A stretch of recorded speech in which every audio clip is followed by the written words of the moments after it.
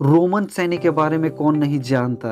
राजस्थान के कोटपुतली का एक युवा तेज तर्रार महत्वाकांक्षी लड़का जिसने अपने पहले ही प्रयास में यूपीएससी की सिविल सर्विस परीक्षा में 18वीं रैंक हासिल की।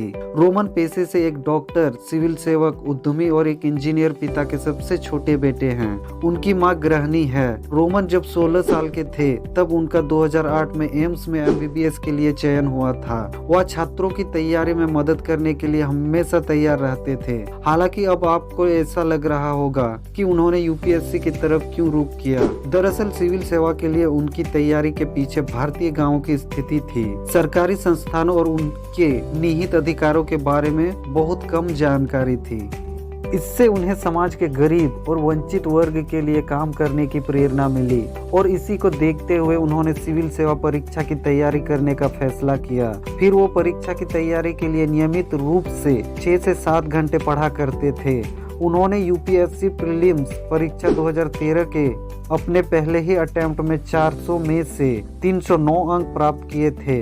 रोमन सैनी की स्कूली शिक्षा जयपुर में हुई, जहां उन्होंने 10वीं की कक्षा में 85% और 12वीं में 62% के साथ एमबीबीएस में ग्रेजुएशन की पढ़ाई पूरी की। यूपीएससी परीक्षा में अपनी सफलता सुनिश्चित करने के लिए उन्होंने मेडिकल साइंस को अपने ऑप्शनल सब्जेक्ट के रूप में चुना और अपने क्लास नोट्स और इंटरनेट पर भरोसा किया। वही रोमन के पढ़ाई के अलावा भी कई शौक थे। इसमें उनका खाली समय में गिटार बजाना और पजल सॉल्व करना शामिल था। मीडिया रिपोर्ट के अनुसार उन्होंने कहा कि सेल्फ एवेल्यूशन के माध्यम से अपनी तैयारी को एग्जीक्यूट करने और मापने के लिए हमेशा एक फीजिबल प्लान बनाएं। परीक्षा में सफलता के लिए किसी कोचिंग की आवश्यकता नहीं है, लेकिन उम्मीदवारों की सोच तर्कसंगत, तार्किक और नैतिक रूप से सही होना चाहिए।